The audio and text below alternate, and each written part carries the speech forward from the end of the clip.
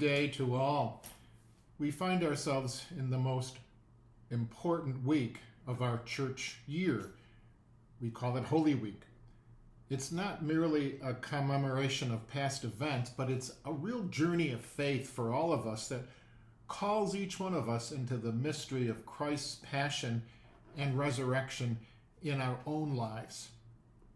None of us can totally escape suffering in this life. Even if we belong to the royal family, as we see from Charles and Catherine.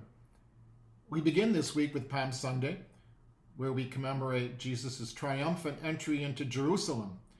The crowds hailed him as king, laying down palm branches in his path. But this triumph does not last. And certainly the royal family, great example.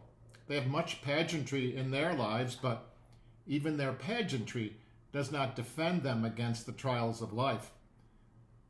So we're all called to enter into the passion of Christ as we face our own passions and our own sufferings. After the joyous celebration of Palm Sunday, we come to the solemnity of Holy Thursday, where Jesus gives us the Eucharist and calls us to do this in memory of me, he says, to be of service, to be Eucharist to each other. Then Good Friday, we stand at the foot of the cross, realizing that our God does not take away our suffering, but our God endures it with us through Jesus.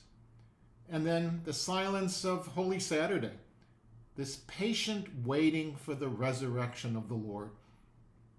We all have to do much patient waiting in life, experiencing the silence which can be so painful and frustrating when one is suffering.